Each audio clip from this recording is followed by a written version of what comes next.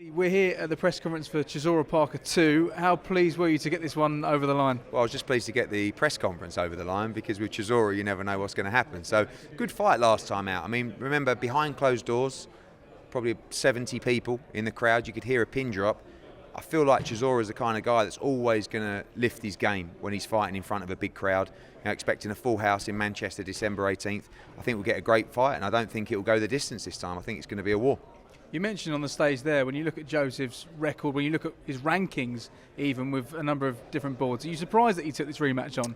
Yeah, a little bit, because I feel like he's kind of on the verge of a shot at the title. But, the belts are really tied up, aren't they? With rematches and upcoming mandatories and stuff like that. So he wants to stay busy.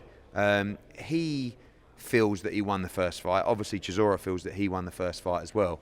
But under Andy Lee, with a bit more time, and he looks in great shape, he thinks he wins this fight by knockout. I think you're going to see a much more aggressive Joseph Parker in this fight. You're always going to see an aggressive Derek Chisora.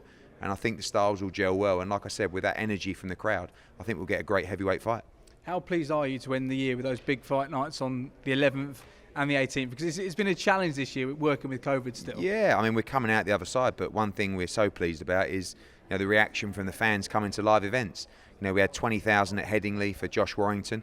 We had a sellout in Liverpool, 10,000 for Smith against Fowler. We had 70,000 at Spurs for AJ against Usyk. We got Kid Galahad this weekend as well. And then we got Conor Benn against Chris Algieri in a big card with Katie Taylor in Liverpool on the 11th.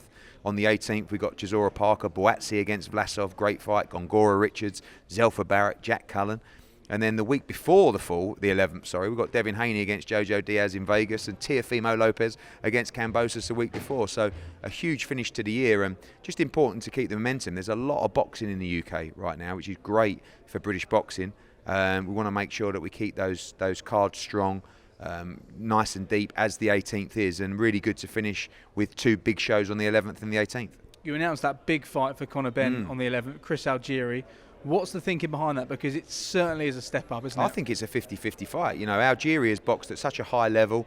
He's a competitor. He's extremely fit. He's very fresh still. I saw him in Las Vegas at the weekend. He's really excited about coming to the UK for this fight. He's a former world champion. He beat Provodnikov for the title, lost to Pacquiao, lost to Spence, had a really close fight with Amir Khan. Conor Benn is still losing, still learning. He's definitely not losing, but he is right up there in terms of names and draws in British boxing right now. This kid is so exciting. I feel like we have a superstar on our hands.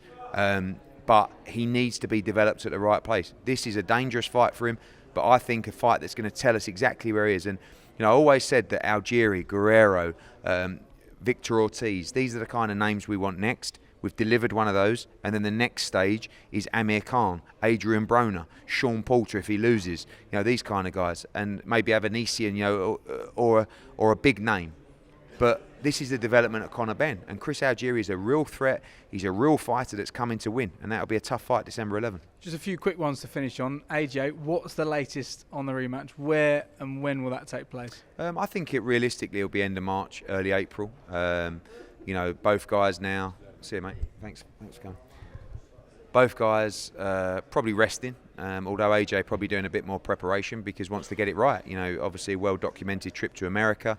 Just to look and learn and see. I think he'll go back out there towards the end of the year, and we'll start talking to Team Usyk over the next couple of weeks and pinning down the venue. Is there a deadline for when that fight needs to have taken place by? Yeah, it'd be probably early summer, but we're not looking to run it that late. I think sort of late spring, more realistic. In terms of this rematch between Anthony Joshua and Oleksander Usyk, where and when will this fight take place? I think realistically kind of end of March, early April. I think we've got up till the summer for that fight, but not looking to run it that long.